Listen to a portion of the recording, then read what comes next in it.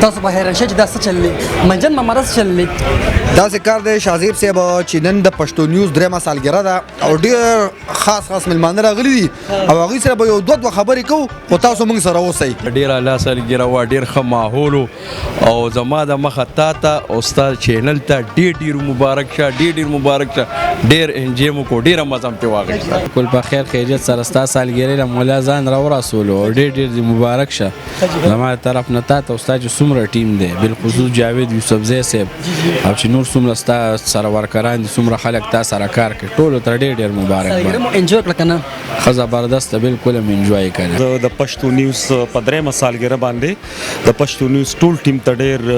خراج تحسین پیش کوم، سپیشلی زمونږ کشر شاهزیب خان چې ماته مخامخ ولاړ دی اپریشیټ کوم او په دې هلو ځلو باندې ورته شاباسي هم وایم. مونږ په دا درېیمه سالګره ده ستاسو په هره سالګره تاسو مونږ رابلې. زه خو به دې کې یو میسج ورکړم ځکه چې ملګرو خو ټولې سالګرې حوالې سره خبرې وکړي، خو زه به دا یو میسج ورکړم چې روژه را روانه ده او ډېره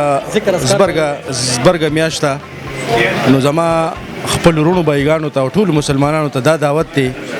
چې کوم صاحب حیثیت دي هغوی د خپل چم ګاونډ کې په خپل خاندان کې په خپله کورنۍ کې په خپل عزیز ولۍ کې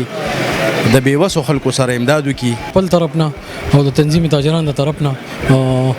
ستاسو پښتو نیوز ته ډېر مبارکباد پیش کوم او ستاسو یو ځل بیا شکریا ادا کوم چې تاسو په دې خوشحالۍ کې موږ ځان سره شریک کړو. زه به ډېره مننه د پښتو نیوز د چینل د ټیم د سی او صاحب د جاوید صاحب او ستا خصوصي شکریا چې داسې یو موقع دې جوړه کړله، ملګري دې راټول کړله، په هغې کې موږ خوند واغشته د سجادودي صاحب د ښکلي اشعارو نه او زه بیا هغه الفاظ دوباره ریپیټ کوم چې داسې موقع جوړوه نو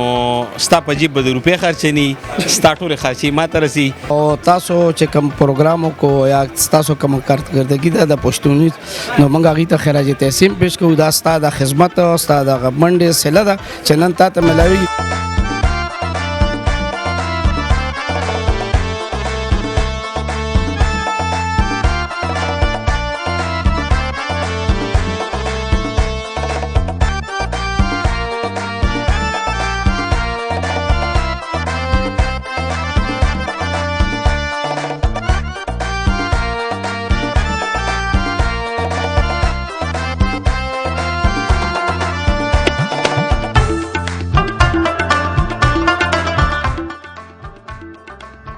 مبارک شکلی زده، مبارک شکلی زده، مبارک مبارک مبارک مبارک شکلی